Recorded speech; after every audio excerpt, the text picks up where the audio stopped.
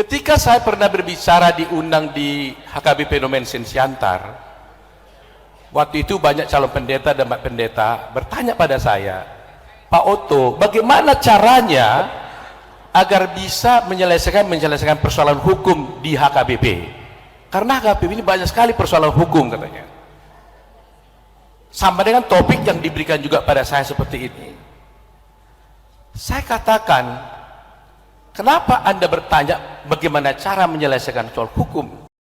Saya sendiri sarjana hukum, bidang hukum, tidak berminat menyelesaikan persoalan secara hukum. Justru saya sendiri sebagai advokat selalu menganjurkan pada orang, kalau boleh jauhilah persoalan hukum.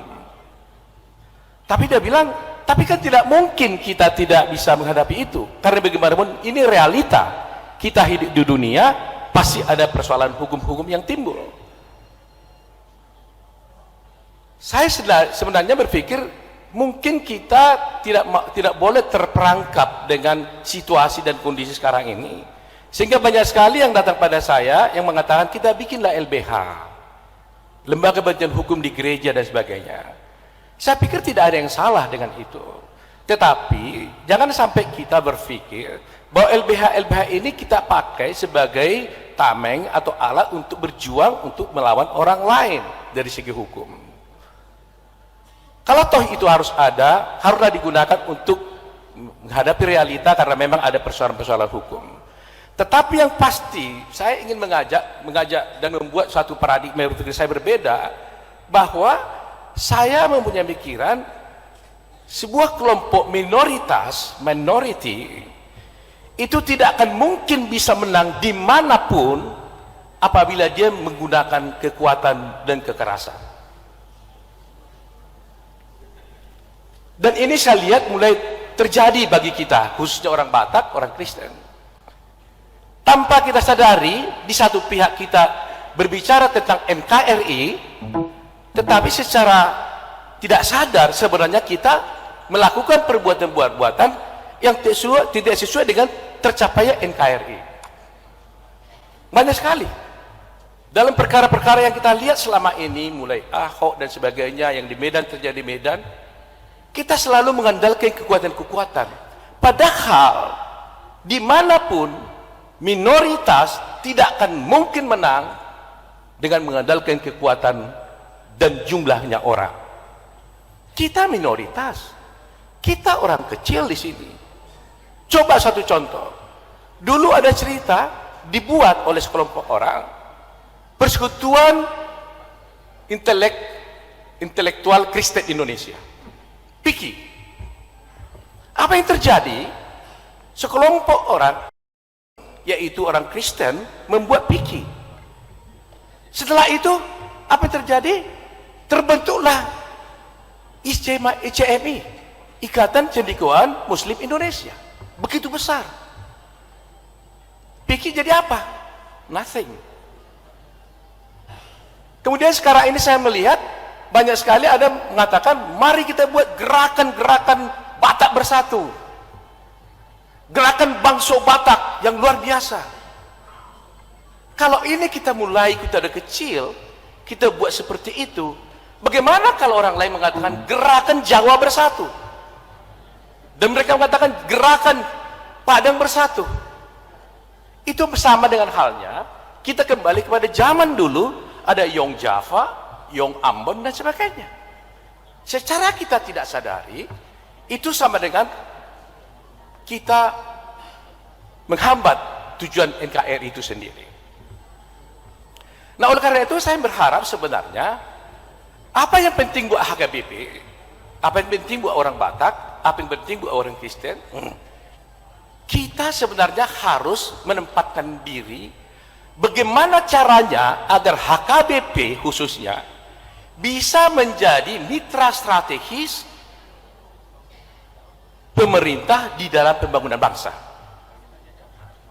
Bagaimana caranya supaya HKBP, orang Batak, orang Kristen, bisa menjadi mitra strategis bagi pembangunan bangsa.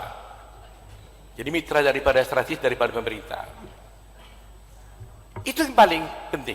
Oleh karena itu, menurut saya, kita perlu branding. Kalau di pemasaran iklan atau produk itu ada branding namanya, membuat dia memasarkannya dengan sedemikian rupa sehingga laku. Nah, oleh karena itu HKBP harus melakukan branding. Salah satu caranya yang dilakukan hari ini. Jadi apa yang dilakukan oleh Amangeporus hari ini salah satu branding. Kenapa? Karena banyak orang luar datang ke sini. Pak Kiai datang, Pak Menteri datang, beberapa datang.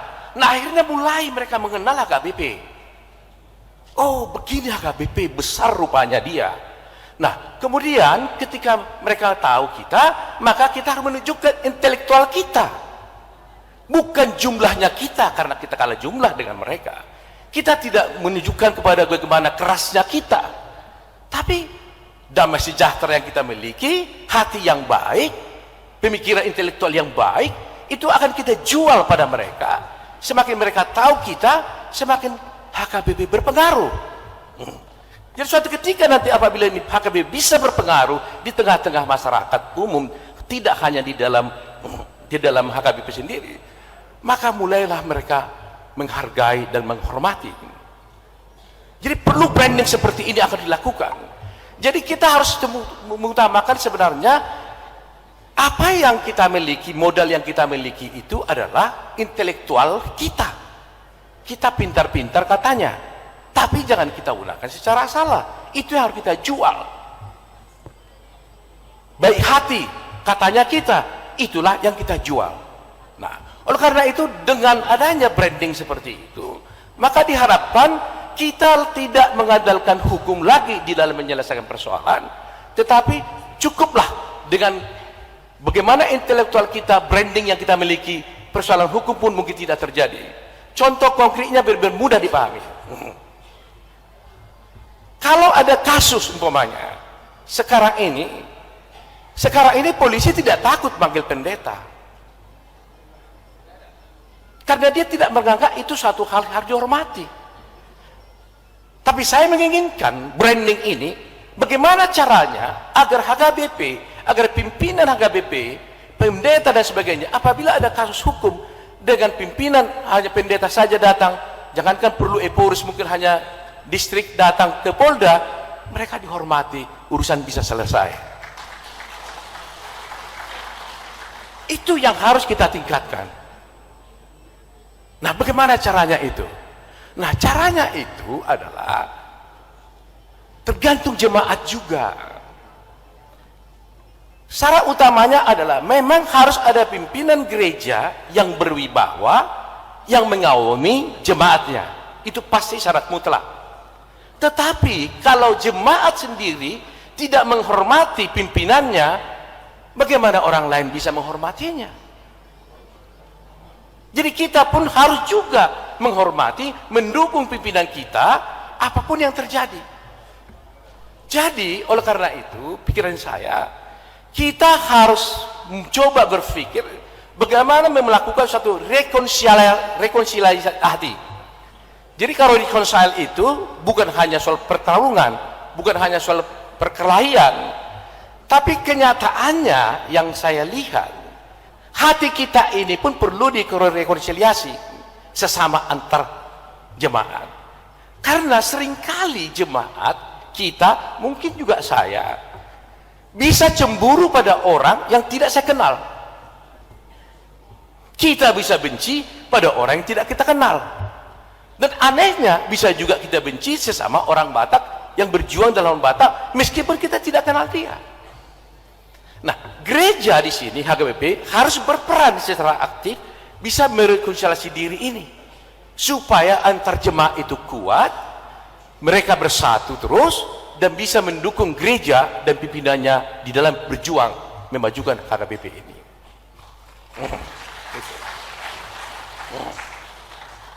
Kalau kita menekankan pada hukum, saya khawatir kita akan terpeleset karena dunia hukum ini begitu runyamnya, begitu runyam sekali. Itu sebabnya saya selalu mengatakan pada setiap orang, dua hal yang dijauhi dalam hidup: jauhi rumah sakit, jauhi pengadilan, jauhi kantor polisi. Walaupun saya advokat, Pikir-pikir kalau nggak ada datang pada saya, apa dong gitu ya. Tapi sungguh dari hati saya paling dalam, saya katakan jauhi rumah sakit, jauhi pengadilan, jauhi kantor polisi. Kalau sekali Anda masuk di situ, Anda tidak akan pernah bahagia. Selalu saya mengatakan, tempat mencari ketidakadilan itu paling tepat itu di pengadilan. Kalau Anda mencari ketidakadilan, bukan cari di pinggir jalan, cari di pengadilan. Disitulah ketidakadilan itu diperoleh. Jadi saya takut ibu bapak sekalian kecewa. Saya hanya ingin berkata begini, karena bila bagaimanapun sering kita lihat perdebatan di antara sintua, gereja dan sebagainya kalau ada sengketa baik tanah gereja dan sebagainya, karena akan menghadapi dunia nyata. Wah, berperkara, siapa hakimnya? Perlu didekati itu. Siapa polisinya? Perlu didekati supaya kita menang, katanya. Ini fakta. Karena apa yang terjadi? Kalau umpamanya saya kebetulan Bapak Pendeta sini banyak, saya juga sekalian jadi apa ya? Jadi konsultasi juga jadinya kepada pendeta tentang ini. Kalau ada yang di sana umpamanya yang hitam, yang jahat, saya jadikan jadi putih, pasti dong saya tahu udah salah kan? Pasti dong. Orang membunuh saya bilang tidak membunuh, kan saya salah dong, saya dosa dong. Ya kan? Saya ada orang yang hitam, kita bilang putih, salah. Tetapi saya mau bertanya, bagaimana kalau untuk mengatakan yang benar adalah benar, untuk mengatakan yang putih adalah putih, kita harus kasih uang? Salah enggak? Contoh,